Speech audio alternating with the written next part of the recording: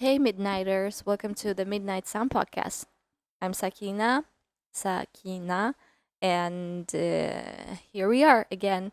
I was thinking of coming up with a name to call y'all, the people who listen to this podcast religiously, and I was like, should I choose Starlet or like something that had to do with the stars and the moons and the astronomy and stuff? But then all of a sudden, it appeared to me that maybe the name of the podcast is Midnight Sun, right? So maybe I could call the listeners as the Midnighters. I don't know, sounded natural to me. So I'm thinking of calling y'all Midnighters, if that makes sense. Or I could call you Starlets, even though I googled it, and it turns out that the literal meaning of starlet is something else. But still, I don't know. I love the name. I love the word. I could call you Midnighters or Starlets, or you could write down as a comment what you want me to call you. But I'm thinking Midnighters is the best one that goes along with my podcast so far. So today I'm more organized. I came prepared because I do have my notebook right here, which I've written bullet points, and I don't want to forget anything that I am planning to be discussing in this podcast episode. Um, and it is about 10 things I wish I knew as a teen or late teen or in my early 20s about life. Um, you see, I encounter a lot of like similar content, similar podcast episodes, YouTubers and stuff like that that talk about these. Whoever that is in their 30s talk about, navigating life through their 30s and stuff. But since I'm in my late 20s, I can no longer be in my early 20s, and I actually am glad about that. I'm really liking the phenomena of aging. I don't know, maybe it might sound contradicting or contrary to the popular belief, which everyone wants to stay as young as possible. But I don't. I feel like I love aging so much. Like each age brings more with like a wisdom and experience about life. I just don't want to be, you know, inexperienced or unexperienced. Hmm. Anyways, I don't want to be that. I don't want to be wondering. I don't want to be asking questions all the time. I am glad and I'm settled with not having uh, answers to my questions and just living life with the questions in my mind. And I don't know if it makes sense to you, but the feeling of staying young forever creeps me so much. Uh, like whoever is aspiring to be as young as possible, to stay young all the time. Or I know some people in person who detest when someone asks their age or whatever. They're like, you know what? Sometimes it's even offending to ask someone, especially women their age. I mean, come on, what's so wrong about that? There's nothing wrong with it. I mean, you can just simply tell someone what your age is. I mean, I don't see any point in getting offended or anything else. Anyways, as a rambler, as a um, professional rambler, I'll just stop right here and just take you to my 10 exact um, bullet points that I'm, you know, presenting to y'all. And hopefully you can take lessons. Well, not lessons, but just, you see, the more you hear from someone, in my country, in my culture, there's a saying that goes like, an ear hears everything new every single day. And the more you hear, the more you learn. It doesn't have to be your own experience, but you can also learn from someone else's life experiences and their advice as well. So, anyways, let's just jump right in and delve into our 10 points. So, the first one is um, you are enough wherever you are. I wish I knew that I was enough in every places that I was. Um, I'm gonna be 100% honest. In my teens, in my early 20s, I was just so insecure about my whole being. And there's nothing to be ashamed of that. That is perfectly normal humanly situation, humanly phase that a lot of people go through. I know some people are super confident and super um, secure about who they are, but it's not applied to a lot of people. It was not my case, um, to be frank. I was really, like I said, self-conscious about my look, about my mind, about my behaviors, about my skills in life, about my relationships, and so on and so forth. And I just wish that I could tell my younger self that you are enough. Your knowledge is enough. Your look is enough. Your skills, whatever, you as a whole package is enough.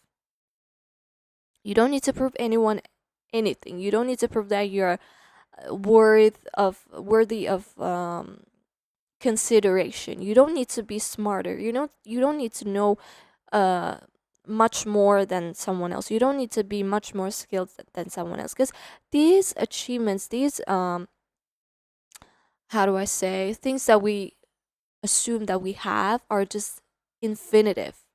You might think that you're the best looking person in the whole entire planet, but trust me, there's going to be someone else who's 10 times prettier than you. You might think that you're smart, you know everything in terms of knowledge, like you've got all your A plus grades and stuff, but trust me, someone else is going to beat you in the other corner of the country or the city. So do not think that you're less or more. You're just enough the way that you are. Yes, leave some room for growth, for progress and stuff, but do not um, lose yourself in the scheme of self comparison. Number two, don't expect to have besties or to be someone's besties. This one is like really is hitting me really deep, and it has left, how do I say, um quote unquote deep scars in my heart, but I'm not. I'm wearing it on my sleeves. It's fine. Because I was just so um overrating the idea of having friends, being in a certain friend group, having my circle, having besties. But I guess it's just not um in my nature to be super like close knit uh mm, like best friends with anyone. I am someone who has definitive boundaries, and I feel like to be besties, quote unquote besties with someone, you need to have no boundaries at all, because it implies that you are going to lend every single piece of yourself to that person, and I feel like that is not who I am as a uh, as a human. That's just not how I function. And also the how do I say, the um what was that, yeah, also the feeling of like being super touchy feely with someone else is I don't know, it's just not. I get repulsed when someone holds my arms, grabs my arms and stuff. So I'm like, you know what, just let's just keep our space, let's not cross our personal space. So you might have friends, you might not. Either way, don't put like global scale expectations on your friends if you do have them. And also remember that some people do rely too much on their friends as their problem solver, but just have the guts to be on your own and like take accountability for your life, because expecting others to be there or solve your issues whenever you face them is going to create a codependency with them, which at the end of the day is not really good for your overall self growth, because you're always going to feel the need to rely on the others. You are born into this world alone, you die alone, so you, as a matter of fact, meanwhile, whatever, you can just simply learn to do your things alone. The next point, number three, is saving money as much as you can. I know in your teens, in your early 20s, you're supposed to be in college or working, whatever. Most of the people, I'll tell you from my own personal experience, I was in the university, I was studying. And in the place that I live, maybe I was just so, um, I didn't have a lot of connections, a lot of like super social friend groups to let me know that it was possible to study and work at the same time. Because the ones who were working while studying usually ended up either failing classes, getting really, really degrading, like degradingly bad grades. Um, they were scolded all the time by the professors, etc. And I had whatever, and the mere thing that I had in my mind was that I had to finish the degree with decent grades, and working was a hindrance on the way. But if I was my past self, my old self, my teen or early 20s kind of self, I would definitely work somewhere else and save, make money to take off the weight off of off of my parents' shoulders in terms of my financial needs, and also save as much as money as I could to um, invest in my future self. So if you're doing both, studying and working simultaneously, really kudos to you, and also just, and you're not only saving money for yourself, but also at the same time spending it on your family, helping your pitching in terms of financially to your family. You're just, God bless you, and hopefully that you just stay strong. Number four is your appearance does not define you. Oh boy, I was just so. You see, I had acne starting from the age of like 11, which was pretty early, but it was just the way it is. It started out of nowhere, and it just became part of my life. I'm 28 and I still have it. Although the intensity of it goes up and down, I still have it. It's still part of me. The people, the acquaintances that I know, they kind of have the audacity to kind of comment um, about the state of my skin. They're like, "Oh, your skin has improved a lot," and "Oh, you're pregnant," whatever. I don't mind those questions or those remarks anymore. But the point is, I was so self conscious about my skin. Um, but if I could tell my younger self right at this moment anything valuable, I would tell her that, you know what, your appearance has zero to do with the life that you're going to live. Your character is the one leading your life. It's the captain of your life. It's the captain of your faith, and not your appearances. Even if you try your best to look the prettiest person in the world, there's going to be someone who isn't keen on your look. There's going to be someone who doesn't like the way you look. What matters the most is you should like the way that you look. Even if you don't like it, know that it's not the end of the world. Come on, like the most beautiful people that we think obviously the ones who we see on the internet and stuff on TV, they have gone through a lot of plastic surgery and surgeries, and they just, trust me, that look wasn't all natural.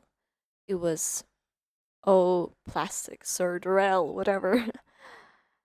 So do not let anyone's comments about your body, your look, your skin color, your height, whatever, have an opinion about yourself, and let it be the guiding star of your life, and not the other people's you know feedback about your look. Number 5, let go of perfectionism.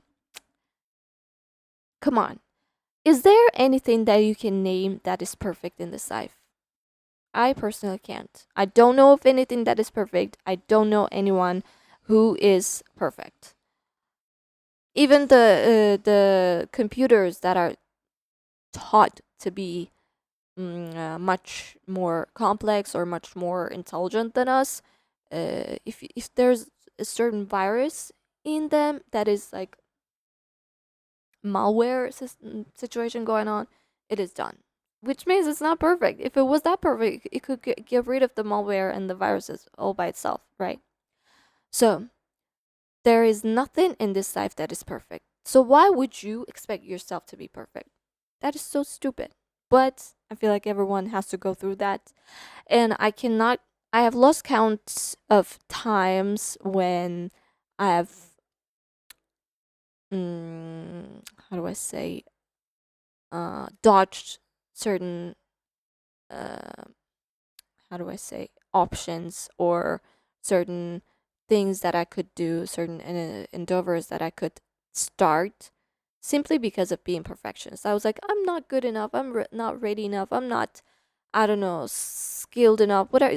Come on, you will never be ready enough if you wait too long. Just jump right in. If you die, you die. If you end up alive, you're alive. That's it. Number 6, do not over romanticize love, over romanticize falling in love. I have had so many crushes in my life, and I was, as someone who's a daydreamer, I am. I'm trying to reduce it as substantially as I can, but still, I mean, it's in me. It's in me. Love played something else. I can't even describe it in words. I was like, one day I'm gonna find the one person. I'm gonna find the one true love of my life and fall in love. You see, I was super into the eyes and of some eyes of people. I was like, how do they look? How do they look into the eyes of each other? I was just so fucking up my own mind with my own bare hands. And now that I think of it, I'm like, I wish someone else told me the reality of love. I I was Now that I kind of, in retrospect, I think I was living in a dream world, or I was fantasizing off of the books, off of the love books, off of the romance books, whatever, off of the arts and stuff. But real love isn't arts. Real love isn't um perfectly smooth and flowing as it's depicted in arts. It is messy. It is as human as it can get. And do not over romanticize falling in love. You might fall in love one day, or you might not. It's not, your whole life shouldn't revolve around finding the one right person. Because, come on, there's never going to be that one person who's right for you. That person is going to be dealing with their own shit, will be dealing with their own insecurities, and will be trying to make or sort out their own life just as much as you do. So why would you expect them to guess what you want without you telling that, giving them cues? Just be direct with your words, with your desires, with your wishes, and let them know I want this or I don't want that. As simple as that.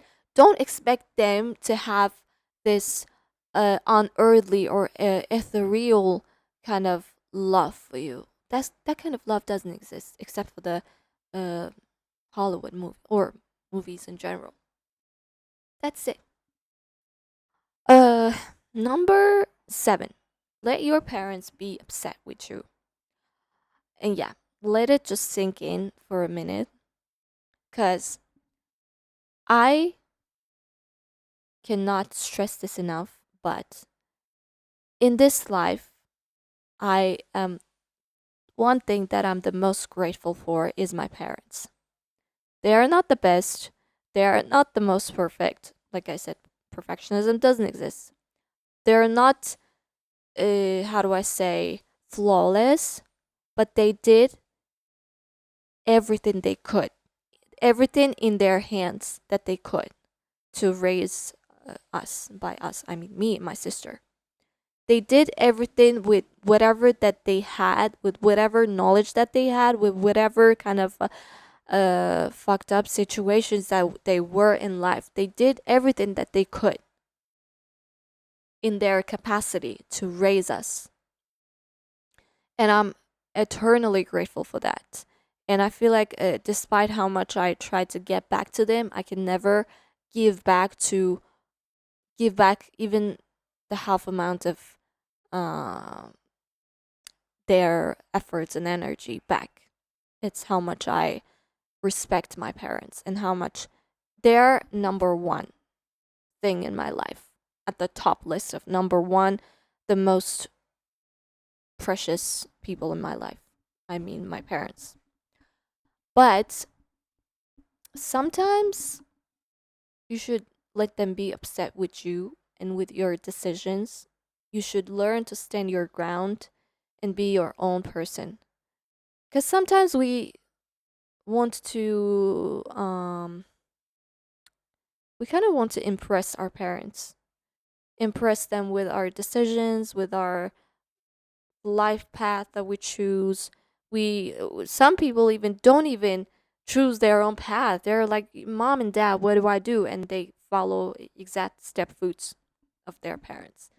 But I highly believe that you should have your own, you should carve out your own path in life. Right now, currently, I know that my parents are not proud of me. I know that they're pretty upset with where I am in life. Based on their standards, I should have already been married, have kids, have a high paying job, have my own apartment, and so on and so forth. But I don't have any of those. And I know that they don't articulate it or vocalize it, but I know that deep down they're upset with me. And I'm okay with that because I am trying to suss out my life on my own terms and not just exactly how they want my life to be like. And let it just be out there. Number 8, do not study degree that you are not passionate about. I studied international relations. Not because I was passionate about it, but because it sounded cool at that time. At the time I was applying. It sounded cool, it sounded premium and more elegant, more how do I say? It sounded like a degree I could brag about. But here I am, ultimately regretting the shit out of me with the decision I made to study that. I'm not passionate about it, and I know that I ain't gonna find I ain't gonna find I ain't find I'm not gonna find whatever. I'm not gonna find a job that has to do with international relations. I mean, come on, I'm not gonna be a president. I'm not gonna be a diplomat. I'm not gonna be in the foreign affairs ministry of my country. Come on. At least I don't have that kind of strong connections to get me there. But I regret it. I regret shedding my hair my strands of hair studying through the whole exam sessions and stuff, through the finals and stuff, and dedicating my 6 and 7 years to a degree that I just, it's probably going to stay there in my wall shelf. Number 9 is do good deeds in life, but don't expect to get it back in return to the, by the people that you spend your time or your good actions. You see, your whatever kind of goodness that you do in life, you do it for yourself. You do it for the in the name of humanity, and not exactly just for that person, and expect them to reciprocate your deeds. If you do that, that's called a business. That's called give and take kind of business, but it shouldn't work that way. Let that be in your mind for a few seconds. And then number 10, the last point, is travel as much as you can. I mean, come on, who doesn't like to travel? At least that's not me. Who doesn't love the idea of seeing new places, new sightseeing, new people, tasting new cuisines, hearing new music and stuff? Just even the idea of wandering around the corners of the city that you have grown but never um, visited feels refreshing. I mean, I live in a relatively small city, and there are bits of it that I haven't seen in my 28 years in this earth, and I'm like, oh damn! Like through this whole time, I haven't seen this part. I haven't seen this place. I mean, come on, what a shame! And imagine how much fulfillment you would get if you were to travel different cities, different countries. Uh, there's a saying that goes like traveling. The You see, in my culture, we have a saying that goes like, it's not the one who studies the most who knows the most. It's the one who wanders the most, who travels the most, who knows the most. So traveling expands your horizontals. It gives you other options, other alternative options in your mind that, hey, actually something else, there is an option, there is a different way of living. You see, if this thing doesn't work in your hometown, there are other cities in the world, there are other countries where you can start from the ground zero. Um, and also filling up your mind, your memories with good memorabilia is just something irreplaceable. No selfies, no pictures on the phone can replace your own vivid memories in your head of the places that you traveled, of the places that you enjoyed to the fullest. So, yeah, that's it for today's episode. I feel like I can be a bit more going in depth in terms of I could go more in depth in terms of this episode, but I feel like YouTube I'm trying to comply with YouTube and the limitations that I have to work out, but I'll probably go back to this similar content in the future, obviously. Hopefully with better options that YouTube offers me. But it doesn't matter whatever your age is, be kind to yourself, but don't be a people pleaser. There's a difference.